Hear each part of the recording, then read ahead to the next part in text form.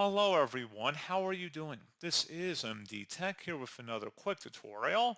In today's tutorial, I'm going to show you guys how to turn on or enable Facebook's two-factor authentication for your Facebook account that's being performed on the Facebook app for Android and iOS devices.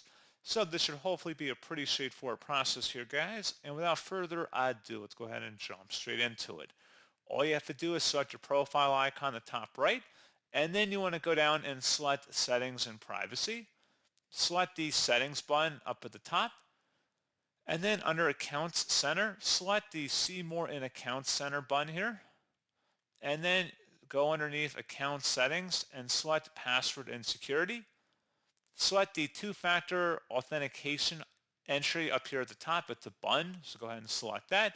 At this point, you would follow through the on-screen prompts and you'd be able to then associate a phone number with your account and then activate two-factor authentication.